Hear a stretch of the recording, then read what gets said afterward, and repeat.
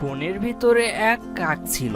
সে সকাল থেকে খাবার খুঁজছিল, কিন্তু কোনো খাবার না পেয়ে সে এক গারস্থর বাড়ির চালের উপরে গিয়ে বসলো।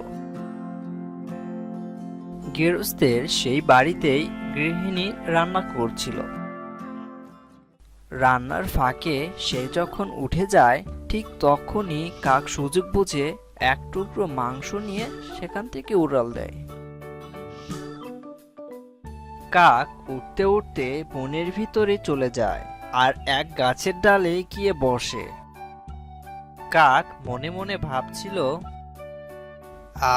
আজ হেব্বি একটা মাংস পেয়েছি, খেয়ে যা মজা হবে, দেখেই জিভে জল চলে এসেছে।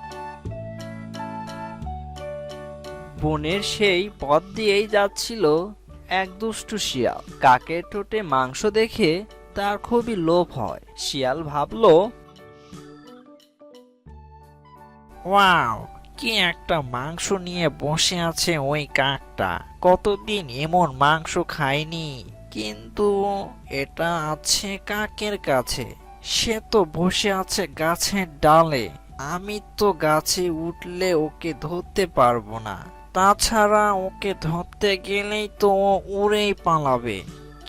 কিন্তু এই মাংসটা খেতে আমার খুবই ইচ্ছে করছে, তাহলে তো একটা দুষ্টু বুদ্ধি বের করতেই হয়।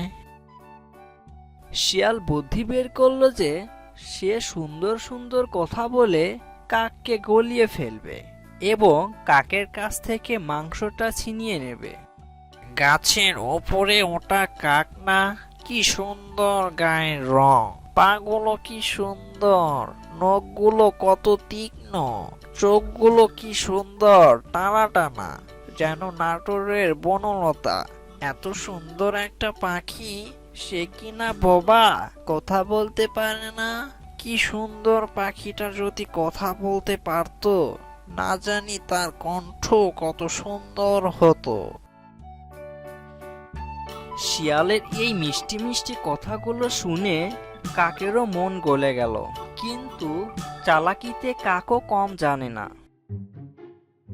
তুমি কি আমাকে বোকা পেয়েছো?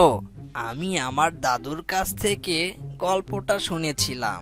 সে মাংস নিয়ে বসেছিল আর এক শিয়াল এসে প্রশংসা করছিল।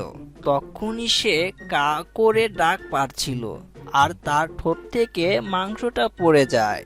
এই দেখো, আমি ডাকতেও পারি, কা কা কা। শিয়াল দেখলো তার এই চালাকি কোনো কাজেই লাগলো না। কাক এই গল্প আগে থেকেই জানতো। শিয়াল বলল, ওয়াও, এক্সিলেন্ট, কত সুন্দর গাও। এর সাথে যদি নাচতেও জানতে, তাহলে 10-এ 10। তুমি হতে এই বনের সবচেয়ে সুন্দর আর বুদ্ধিমান প্রাণী। সবাই কাককে সুন্দর আর বুদ্ধিমান বলল। এইবার কাকের মন গলে গেল আর কাক আকপাস না ভেবেই গানের সাথে সাথে নাচতেও শুরু করলো। এমনই সময়ে তার পা থেকে মাংসর টুকরোটা নিচে পড়ে গেল। শিয়ালও ওত পেতে ছিল, মাংসটি ক্যাচ করে নিল। অমনি শিয়াল দিল দৌড়। শিয়াল বনের ভিতরে গিয়ে মজা করে মাংসটি খেলো এবং কাকের বোকামির জন্য মনে মনে হাসতে থাকলো। আর কাক প্রশংসায় মগ্ন হয়ে বোকা সেজে গেল। তো বন্ধুরা, আমরা এই গল্প থেকে কি শিখলাম? এই শিখলাম যে কারো প্রশমিত কথায় ভুলতে নেই, তাহলে ঠকতে হবে।